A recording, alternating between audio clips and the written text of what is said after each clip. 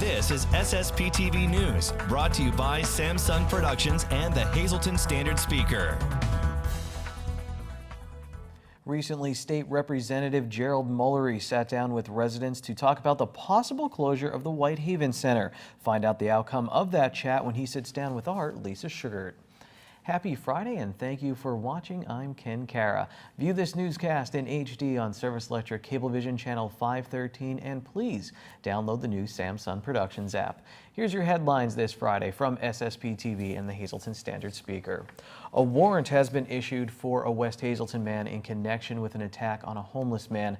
Bert Peltz is wanted for aggravated assault. According to police, the victim is a 62-year-old man who is well known within the community. He was found behind the Hazleton Shopping Center with a head wound and flown to a trauma center. Police say Peltz was identified as one of the suspects in the attack. Anyone with information on his whereabouts is asked to call 911 or submit a tip at hazletonpolice.com. Earlier this week, we told you about a bill proposed in the state legislature that would close the Whitehaven Center and facilities like it. State Representative Gerald Mullery stopped by our studios yesterday to talk with our Lisa Sugart about the matter. I'm pleased to welcome to our studios today State Representative Jerry Mullery, who represents the 119th Legislative District. And you're here today to talk about an important subject. I saw that you were in Whitehaven recently, and we're hearing about a bill that would actually close the Whitehaven Center. So tell us about your visit and what you learned about this. Sure, you're 100% correct. There was a bill introduced by a colleague of mine from Center County. It's House Bill 1650. That bill proposes to close the remaining state centers by January of 2023. I asked for and was granted a meeting with the acting director at the facility, as well as Deputy Secretary Nancy Thayer from the Department of Human Services. Basically, what I wanted to do was get as much information as I can, find out how the residents, the employees, and the families would be affected if this bill did become law. I didn't want to get put behind the 8 ball like we were 6 months ago when the announcement came about the State Correctional Institute. So I was simply there as an information gatherer to try to get as much information and access as I could so that if this bill were to be argued on the House floor, I would be prepared to be an advocate for the Whitehaven Center, its residents, and its employees. So now this houses quite a few people, 117 residents, and over 400 jobs made by that facility. Correct. Closure of that facility would have a dramatic impact on Whitehaven, but also the entire region of northeastern and central Pennsylvania. As you mentioned, over 430 families employed at that facility, provides a great tax base for Whitehaven, the Hazleton area school, Crestwood area school district, and the region. And we concluded the night in Whitehaven with a town hall meeting at the municipal building. Over 40 employees from the center showed up. I was able to answer all of their questions. We stayed there much longer than we had anticipated, but I hoped I calmed a lot of their fears, and they left there that night and were able to get a restful night's sleep. What's it like with the other state lawmakers? How do they feel about something like this? Have you taken a pulse yet on what they think? Do you think this bill will happen? I haven't had to take a pulse. I mean, I've been contacted by several of my colleagues locally and across the state asking what they can do to help to make certain that we get the message out on how important a facility like Whitehaven Center is to the folks that live there, their families, and finally the employees. I've spoken with the Democratic chairman of the Health Committee, which is where the bill sits right now. He's opposed to it. We reached out, as did some family members of those who are residing at Whitehaven Center, to the Republican chairman of the Health Committee. And at least initially the reports we're getting is that he is opposed to the bill. So we're hopeful that we could nip this in the bud, stop it in its tracks, and make certain that if we're going to do something like this, it's open, it's transparent, we have public hearings, and we make certain that all of the parties affected have a right to essentially state their case as to why this is a bad bill. Is there anything else coming up in the near future about this? Where do you go from here? Right now, it's on hold. It's been assigned to the Health Committee. We are awaiting a decision by the chairman of the Health Committee as to whether or not he will put this up for a vote. If he does, we have some procedures that we could implement to either stop it in the committee or at least have it put out for public hearing. If that day comes, I'm going to be back here with you telling people where and when those are going to be and how we can use their assistance. All right. Thank you so much for coming in to talk about this. State Representative Jerry Mullery, he'll be back to let us know how things progress with this bill, which would have a major impact on the Whitehaven Center. Thank you, Lisa. Moving on this Friday, fond summer memories at Valley Night and Day in Cunningham can't be made without volunteers. This year's event takes place August 4th and 5th. That's next Friday and Saturday, and the Cunningham Valley Civic Organization needs some help to make it a success. Well, we're looking for anybody who's willing to volunteer, either from an hour to several hours, and there are several booths that you could work at. We have a prize booths, we have food booths, we have drink booths, and we do need volunteers because Valley Day is run 100% on a volunteer basis. So if you have a couple hours and you're able to work and you're willing to put in for a good cause, we'd appreciate anybody who's willing to do so. Valley Night is August 4th from 5 p.m. to 10 p.m. and Valley Day is that Saturday from 10 a.m. until 9 p.m. If you would like to help out, contact the Cunningham Valley Civic Organization via Facebook. The CVCO runs and maintains the pool at Whispering Willows Park. They also have a recreation center in Cunningham, and they host several events throughout the year for the community. Have you picked up a copy of the Angela Park documentary produced by Samsung Productions? Well, you still can. This fabulous look back at what was truly one of the area's most popular entertainment venues features old movies, pictures, and more. If you pre-ordered your DVD, it's available for pickup at our studios at 109 West Broad Street in Hazleton. If you would like to order a DVD, the cost is $24.99. Call us at 455-7267 extension 104, or you can order online at SSPTV.com. Just click on the Angela Park ad or stop in at our downtown studios Monday through Friday between 10 a.m. and 4 p.m. You saw the beautiful lanterns light up the sky last year on a special episode of The Girls, and now you have the chance to win tickets to see it in person. Lantern Fest will take place September 9th and 10th at Pocono Raceway in Long Pond. Saturday's event is already sold out, but we have tickets for the Sunday launch. Watch SSPTV News throughout the month of August for your chance to win tickets to Lantern Fest Sunday, September 10th at the Pocono Raceway. Speaking of giveaways, we're giving away another pair of ticket vouchers for the Scranton Wilkes-Barre Rail Riders. They're good for one 2017 regular season home game. Your choice. They must be redeemed at the PNC Field box office based on availability. Call us now, 570-459-9813, extension 104. Leave us your name and phone number. The winner will be drawn at random. And don't forget to watch The Girls tonight at 9 p.m. on SSP TV. Deb and Janine visit PNC Field to get the scoop on Hazleton Day, set for Thursday, August 17th. Coming up, we hear from some of the drivers in the NASCAR Camping World Truck Series as they get ready for their turn at the track without a turn 4. And after this break, we talk with a woman who fought her firing by a large pharmaceutical company and won. Now there's a book telling her story. This is SSP TV News, your place for 24 hours of your hometown news and information.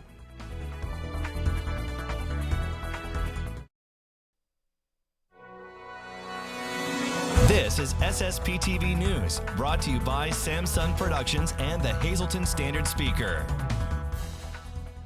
Tonight we have the story of a strong woman who didn't hesitate to fight when she felt her rights were being violated. Lisa Sugart has her inspirational story. I'm pleased to welcome to our studios today Jane Gagliardi from East Stroudsburg.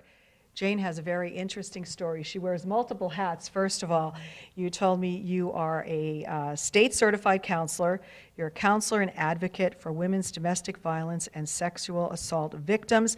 You're also the subject of a book that was written 2.5 years ago called Call to Witness. So I guess let's start at the beginning. How did this book come about?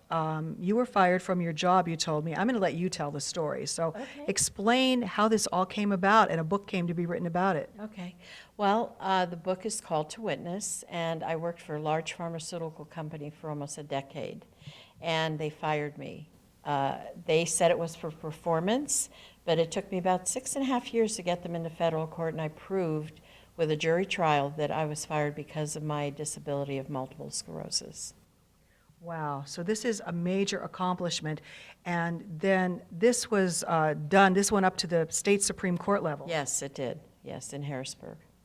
So now, your story being told in this book. So what is the purpose of the book and what's your message to people? Because you went through a lot. Yes. Well, the book is about my journey of, growing up in a very abusive home, leading into why did I feel I could fight this large pharmaceutical company. It was to right a wrong. All I wanted to do, Lisa, was work. And they blackballed me. They didn't allow me to do that for almost 3 years in the area. So I went out of the area to work because I wanted to be a functional human being. Just because you have a disability doesn't mean that you can't function in the normal, whatever that is, world of employment. So Sherry and I met through a mutual friend. Sherry's the author of the book? Yes, Sherry Blackman. And we met through a mutual friend who felt that the story should be told because it changed the law. The trial changed the law for people with disabilities under the ADA, the American with Disabilities Act. So let's talk about that. How did it change the law? Under the American with Disabilities Act, there are life functions that you have to be able to do, feeding yourself, dressing yourself, and so on. My case changed because memory, concentration, and fatigue were never considered a life function. But since my trial, they now are considered that. So this is an unbelievable story. You were persistent, you fought, you won. So now the book. So you want people to be aware of the book because you want to inspire other people and let them know, what you went through and that they don't have to go through that. Exactly right. And people need to stand up for each other as well as themselves. And a portion of all the proceeds of this book goes to multiple sclerosis for research and hopefully to find a cure, a cause or a cure for it. And if people in our viewing audience would like to read your book, and I hope they do, where would they be able to get it? They can get it on Amazon. It's on Kindle. It's in the bookstores. You would have to ask them to order it. I'm not famous, so it doesn't sit on the shelf, unfortunately. Not yet, anyway. And they can get it in the libraries as well. Have you heard from people like that maybe were in your shoes, that it's helped or guided them in some way? Yes, particularly at book signings. People will come up that, they'll have the book, they want us to sign it, but they share their story. They share their struggles and obstacles that they've had with large companies. And, I just want people to know that they need to hold people accountable for the way they're treated. Well, very interesting situation. Congratulations on your Thank you. success. The book, again, is called Call to Witness. You can get it, as Jane said, at Amazon, Kindle, bookstores, and in libraries, of course. Hope you'll check it out, and thanks for being an inspiration. Thank you for having me. I truly appreciate it. Thank you. Our pleasure. Thanks again, Lisa. Don't miss Jane's entire story on a new Sam Lassant show. It airs tonight at 8 p.m. and 9:30 p.m. on SSPTV and anytime on the Samsung Productions app and at SSPTV.com. Time now for weather on SSPTV News. Lantern Fest is coming up, but this weekend it's Cars Go As Fast As You Can Fest at Pocono. And here's our weather for race weekend at Long Pond. Tonight there is a 50% chance of showers and thunderstorms. We'll have a low of 60 degrees. For Saturday, 30% chance of showers and thunderstorms, cloudy with a high near 71 degrees. At night, mostly cloudy skies, low of 54 degrees. Sunday for the Monster Energy NASCAR Cup Series race, it will be mostly sunny with a high near 75 at night. Mostly clear with a low of 56. Monday, mostly sunny, high of 77. At night, partly cloudy, low of 59. And then on Tuesday, sunny with a high near 80 degrees. At night, it will be mostly clear with a low of 62. Tonight's weather is brought to you by Valley High Food Drive-In, the area's oldest ice cream and fast food restaurant. Open daily 11 a.m. to 10 p.m. and Sundays and holidays 1 p.m. to 10 p.m. Stop by for our ice cream and yogurt, now featuring fat-free, no sugar-added soft frozen yogurt with flavors like vanilla, strawberry, and strawberries and cream. We also have burgers, hot dogs, fries, and much more. That's Valley High, Route 93 in West Hazleton, and like us on Facebook. Here's your midday winning lottery numbers on this Friday. Pick 2, 6-3, pick 3, 159, pick 4, 8130, and pick 5, 95742. The wild number is 8. All right, we're going out to the Hazleton Animal Shelter for Adopt Me, and then when we come back, I think I said Cars Go As Fast As You Can Fest at Pocono this weekend. Well, there's also trucks. We're going to talk about the Truck Series race in sports. Right now, Adopt Me.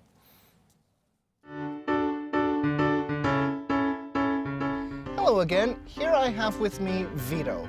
Vito is an approximately 1 to 2 year old beagle mix who, as you can see, is very active and friendly. He loves people and is both affectionate and playful. Like all of our dogs, Vito is already neutered, current on all of his vaccines, and has been tested for heartworm and Lyme disease. Although negative for heartworm, this dog did test positive for Lyme. Like all of our Lyme positive dogs, we are medicating him, and we have 28 days worth of pills ready for him to go. We're not sure what he's like with other dogs, but if you do have a dog of your own and are considering adopting, as always, we recommend doing a meet and greet before taking him home. Vito is a medium-sized dog that's very active and playful, and we recommend him for somebody who's had dogs in the past. That's it for this week's dog. Let's have a look at our cats. And here I have with me Nero. Nero is an approximately 4-month-old kitten and a recent addition to our male colony. Like all of our cats, he's already been tested for feline leukemia and FIV and has come up negative for both. He's also been neutered and made current on all of his vaccines, including his rabies and feline distemper shots. As you can see, Nero is very friendly and affectionate and loves people. He also seems to get along well with the other cats here at the shelter. Nero would not only most likely do well in a home with other cats, but he'd probably be fine for first-timers as well.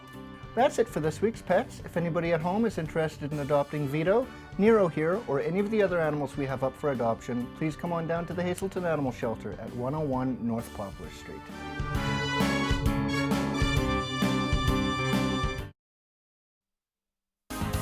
Time now for sports on SSPTV News. It's officially race weekend at Pocono Raceway, and before the cars hit the tricky triangle for the Overton's 400 Monster Energy NASCAR Cup Series race, the Truck Series will hit the raceway first. Prior to the truck practice round, our John Eric Poli attended a press conference with truck drivers Grant Enfinger, Noah Gragson, and Ryan Truex. John asked the three drivers what it was about Pocono that stood out to them, and they all like that when it comes to Pocono, the driver is in full control of how they will finish the race. It's really, really fun as a driver. There's a lot you can do in the driver's seat here to help compromise for your truck. A lot of the places we go to, when we're wide open, it doesn't matter what you do. Either you unload good and you're going to have a great weekend, or you unload bad and you're going to have a bad weekend. Your hands are kind of tied a little bit. Well, here you can make a difference. I treat it like a road course, and it's very unique, very different. You definitely have to be on your toes. It's very, very fast, especially in the tunnel turns. So just making sure you hit all your marks and your lift points is critical. It's one of the few tracks with intermediate speeds or super speedway speeds where you actually have to lift and drive the truck. So while you do have to have a good truck and it's got to have the least amount of drag and downforce and all that stuff, the driver can still come into play. Everybody drives this track, I think, a little bit differently in turn 1 and 3. The tunnel turn's pretty straightforward. Everyone kind of has the same line through there, but the driver can make a difference here, especially in the trucks with the draft. Lane selection on restarts, like I said before, is huge. The guy that can get a good restart is going to gain spots. John will be back at Pocono on Sunday covering the Overton's 400 race, and you can see his recap on Monday. Right now, check out my interview with two members of the Hazleton Lions Club about their upcoming 3-on-3 basketball tournament. The Hazleton Lions Club is getting ready for it. It's their first ever time I sat down with treasurer Frank Molinaro and also club member Judy Yurcho. So talk about why a basketball tournament and how are things going? You're doing signups at the playground. I saw a post of the Lion actually being out there, so you're trying to get kids to sign up there. So how's it going, and why did you guys want to do a basketball tournament? Well, actually, it was one of our newest members. He came up with the idea, and it's to get the kids like involved in the summer. Like a lot of kids are just like on their iPhones or they're not anything as far as doing something during the day. So this would give them an opportunity to get out, be a little athletic. And the money that we're going to raise is actually going to go towards the playgrounds. Every year for the past, I believe, 4 years, we've been putting nets up at the beginning of the summer for the kids. And just so it's really nice to see these kids, how excited they are when they come up and, you know, we're putting nets up and they get to throw the ball in first swoosh, you know, that they hear. So it's really something fun for them to do. Plus the fact that we'd rather see them playing on the playgrounds than doing other things like drugs and getting into mischief. I remember, that's a big thing. You'd see someone come with a net, you get excited because chasing the ball around is not a lot of fun. That's not all the Lions Club has been doing, putting nets up. Just tell us about the organization a little bit. You said almost 100 years, I guess, nationally, and your organization approaching that benchmark as well. Right. The Lionism has been around for 100 years this year, and the Hazleton Lions have been around since 1923. So for 94 years, the Hazleton Lions have been helping the community in various aspects. And just some of the things that we do are those basketball nets. We recently donated 2 handicapped swings to the city for the playgrounds. And we're always looking to better the community. And we're also always looking for new members. If new members are looking, or people are looking to join the Lions, they can give us a call. People always complain about the things about Hazleton and putting it down. Well, this is an opportunity where you can actually help out your community and do good for the area. Not only do we put the basketball nets up, but while they're there, they all actually clean up the area too. They'll pick up the trash. And we also are involved with the Pennsylvania cleanup day every year. The one day a year that they clean up the highways, so we pick up a lot of garbage there as well. So we do a lot of things in the area. We also do monetary gifts too to various organizations, nonprofit organizations. So we help not only with our money, but with our time as well. Did you play basketball growing up? I did. I was on the Loretta Jones League, which was a long time ago. It was a branch off of the Ernie Valent League.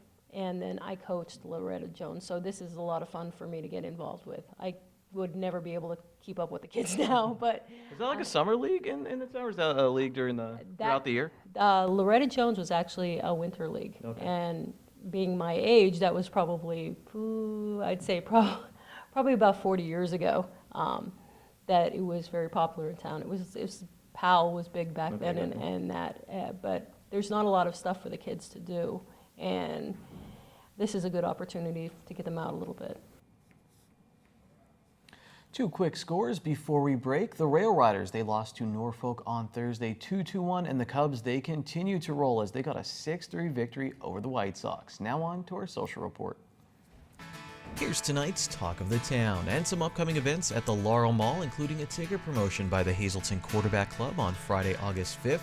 The American Red Cross will hold a blood drive on Friday, August 18th, and that Sunday, Hazleton Rapid Transit System will host a car cruise. On Friday, August 25th, Community Services for Sight is having a Vision Expo.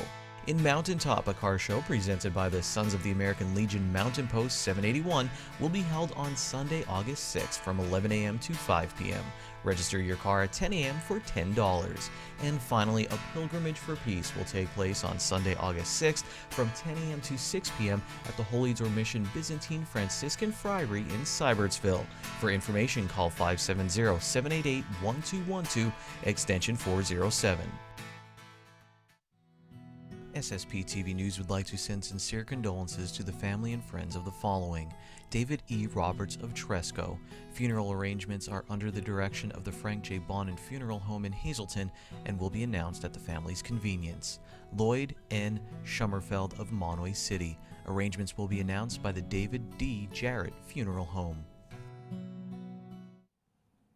New girls episode tonight. They'll be at PNC Field getting ready for Hazleton Day, and check out that Sam Lasan show with that very inspiring woman. That's it for us. We'll be back on Monday. Take it easy. Watch us online anytime at ssptv.com and follow us on Facebook and Twitter.